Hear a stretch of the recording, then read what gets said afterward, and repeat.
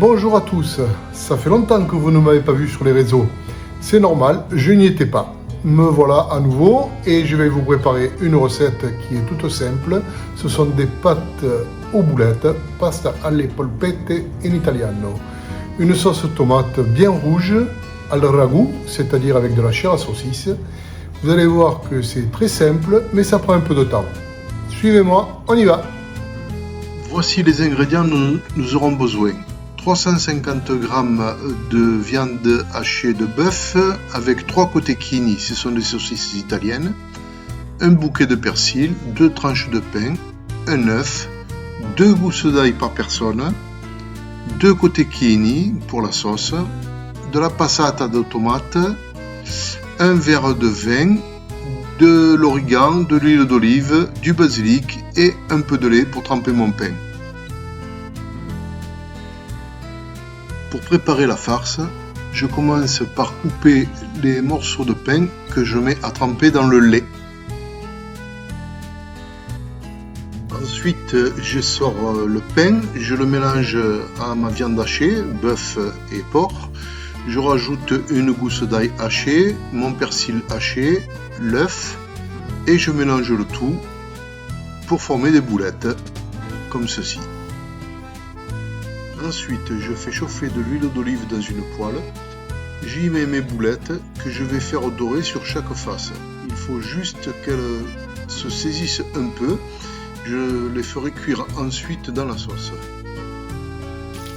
Là, maintenant qu'elles sont bien saisies, je les retire une à une et je les réserve. J'enlève maintenant le boyau de mes saucisses et je vais récupérer toute la chair que je vais déliter.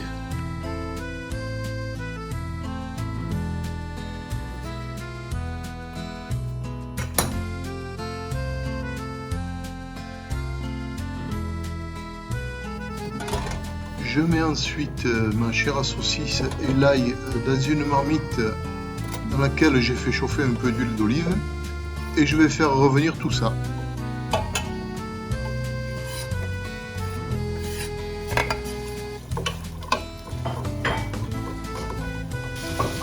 Je verse ensuite ma tomate.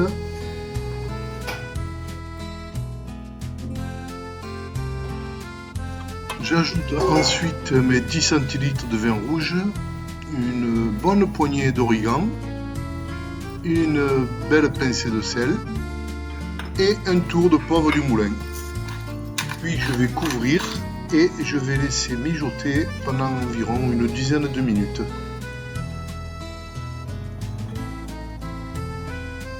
C'est le moment de venir plonger les boulettes dans la sauce. Il faut qu'elles soient bien au fond, qu'elles soient bien recouvertes.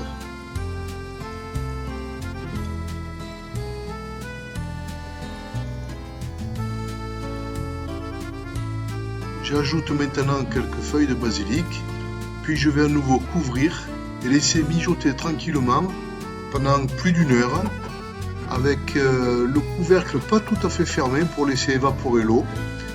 La sauce doit devenir très épaisse, elle doit compoter.